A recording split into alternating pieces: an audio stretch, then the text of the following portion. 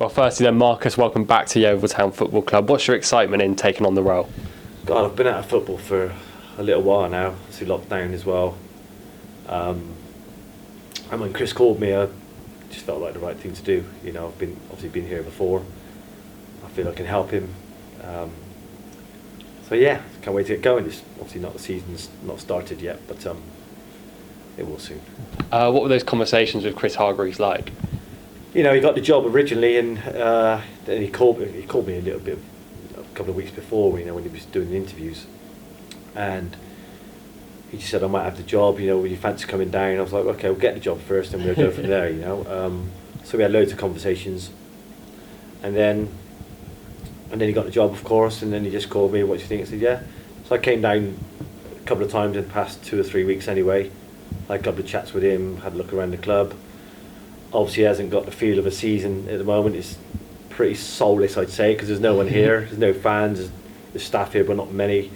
But you know, I remember the buzz I had when I was here and when the season was starting, and the buzz around the place, and it brought back some nice memories. So, you know, that was one of the things. I spoke to the chairman as well. He came across as a good guy. I'm a pretty good judge of character. Meeting loads of people in football over the years, from the time I was 16, so I'm pretty experienced now in terms of sussing people out. And he came across great as well. So Chris, I know Chris, we worked together at Bristol Rovers, a little bit of Exeter before as well when I was there with Paul Tisdale, and then I went to Bristol Rovers, and he came in as under 23s and academy manager, so I worked with him a bit there, so I know what Chris is about. He knows he can trust me. He knows that I haven't got an ego about me. He knows I'm just here to help people, help him, help the players, help the other staff. I'm quite experienced as assistant manager, you know, with over 700 games. So I know what it's all about. Obviously I've got a playing career I can fall back on as well. And he kind of sold it to me, him and the chairman kind of sold it to me really. You know, we're going to have a right go this year. That's the plan anyway. You know, but we'll see. It's football's football. We've got a lot of recruiting to do. At the moment, it's no coaching, of course. It's just a case of getting players in. What is it that your role directly entails then at Yeovil Town? Listen, I'm here. I love developing players. I do. I've always enjoyed doing that. Whether you're an 18-year-old, whether you're a 28-year-old, I don't care how old you are. As long as you're enthusiastic and you want to learn, I want to help, and that's what I will be doing, alongside helping 1 or 2 staff members. You know, obviously Chris is coming as well. Chris Todd is coming. You know, his first role in senior football, playing with men's, coaching men's. So he might have to fall back in my experience sometimes. I'm there if he wants to chat. Chris knows me. It'd be good. It's nice to have a bouncing board, because with someone who's kind of not been there, done it, but got experience of being an assistant manager and a first team coach and a reserve team manager. So that's what I've been all over the years. So yeah, but ultimately I'm here to make the players better. Does it help then having that prior knowledge of the club? Obviously you enjoyed a really successful spell. Of course it does, you know. I've probably been back here twice since I left the club. Don't know what year it was, but to go to Exeter. And I've always had, this club kind of saved my career really, that's what I would say. I left from Bristol City under a bit of a cloud, and I wasn't really enjoying my football, I wasn't enjoying myself, on and off the pitch. And coming down here kind of saved me, you know. And we had at that time, you know, one of the most successful teams in Yeovil's history. So to be part of that always gives you good memories. Obviously, the Nottingham Forest goal, the playoff final, which was disappointing, but everyone kind of took me in, made me feel welcome. It does help when you play well. I did all right when I was here, to be honest. I thought I did. The least I did was worked hard. But we had a great group around us, you know, with Skivo, of course, Nathan Jones, Paul Terry, for instance, you know, loads of lads, and you know, we had a good group, a senior group that kind of helped mentor the players, alongside Russell. You know, we kind of controlled the change room, but we made it into a good environment. So no, I've only got happy memories here. You know, we were successful without being really successful because we lost the semi-final. We lost the final, of course. Yeah, I don't think the fans will forgive me if I didn't ask you about that Nottingham Forest game. What are your memories of that night? Because it is a really historic night for Yeovil Town.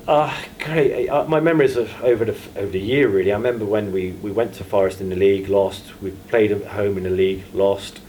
Then we got them in the playoffs, lost the first leg at home. So you're thinking, okay, 3 losses on the trot. We haven't really had a sniff at goal. But I remember their players coming in after the first leg here, like they've won the tie, not just the game, won the tie, celebrating with their fans. I remember pulling Luke Chambers and I went in the tunnel for him because it annoyed me, and I remember pulling him in the tunnel after I went. I ain't gonna tell you what I said to him, but I was annoyed, and there's long lines of, you guys have just given us more motivation to go and beat you at your place there. You've celebrated like you've just won the tie, not the game. And he's like, oh no, and I went, no, I'm not having it. I said, you're players, you're the captain. I'm not the captain, but I was a senior player. I felt I needed to say something, and I was annoyed, so I needed to get off my chest with someone. So I've had him and one of our players because we had a good go, and we went in there and beat them. In the most dramatic way ever, really. Unexpected, like I said, lost three previous games against them, and went there and beat them, and the rest is kind of history, really. But I learned from that day. I learned from that day a lot when Forest came here, because I don't want our player, whatever player they are, whether I'm a senior player or whether I'm a coach, that sort of thing can happen after the first leg of a playoff game. Having that sort of experience in your playing career, obviously scoring over 250 goals, having nights like that, how much does that help you now going into your coaching career, being able to sort of draw on those experiences, especially probably working with forwards with your prolific record? It does help. I mean, I've always been quite humble. People know me. I've got a bit of anger in me if it needs to come out. I try not to be like that. But if I feel someone's doing the wrong thing at the wrong time, in the wrong place, I'm going to say something. But ultimately, I'm here to help people, and I think I've always been humble throughout my career. Always been trying to be polite to people. So that's what I expect off everyone else. And you kind of learn that off different managers and senior players when you're a young player, and how the senior players treated you, which I had at Bristol Rovers some really good senior players that looked after us younger lads. There was a core group of us. And I think you just, with experience, you kind of work out what type of person you want to be amongst the lads, really, as a coach. And I'm all for having a laugh, I'm all for joking, I'm all for questions, I'm all for banter before training. But when it gets to training, when you don't train hard, that gets me annoyed, because that's the minimum we should do. When it comes to making mistakes in training, I don't care, as long as you try and learn from it. If you're not going to do it properly, then that's when I get a little bit angry. You spoke briefly about your time at Bristol Rovers as a coach. Obviously, you won this, or you got promoted out of this league, with Rovers. How does that? Can you draw on that experience, as it were, when you're coming into Yeovil Town now? All the experiences, I draw on all my experiences, whether it's from a promotion, whether it's from a relegation, whether it's from managers, whether it's from the managers I didn't particularly get on with. I draw on all those sort of things, and there's no one particular moment that makes you into a coach. Is kind of working out what works for you, and what works for you is what you learn off in your previous career, as an assistant or as a player. So you just kind of mould yourself into that type of coach.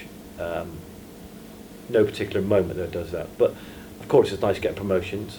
I think if you get the more promotions you've got, within the group you've got, whether it's staff members or players that are coming into the club, that feeling of getting a promotion doesn't happen very often in your career. So you have to make the most of it, and you have to do the best you can to kind of get that promotion during the season, because once you get it, it's like a drug, you want it again. You're trying to instill that into the players, what it feels like, and hopefully there'll be players here that have had promotions, and there'll be players had relegations and how bad that feels, and there'll be some lads that will be coming in that are new, and they don't know what it feels like for either. There'll be all sort of mixtures in the group, so it's up to us to kind of get them to, those players that haven't had promotions, to get them to understand what it feels like. And finally then, what is your message to the Yeovil Town fans? You must be really excited to see you once again. Listen, I'm here to do my best. I've done my best before at the club. I did all right, and I want to do my best now. You know, it's a club that I'm fond of. It's a club that's local to me. I had a good relationship with the fans. You know, it's different now for me because I'm coming as a coach, so I can affect a bit. I can't affect everything. I can't be on the pitch, but you know, when it comes down from my point of view, it's about intelligent running and working hard, and obviously the attacking shapes, defensive stuff. We'll work on that. We got to get a lot of players in, but the message is to stick with us. It might not come straight away, but we'll have a good go at doing it. You know, that's how it works. I can't give promises, but I'm going to have a right go at making this club a lot better than it is now. Perfect. Thank you for your time.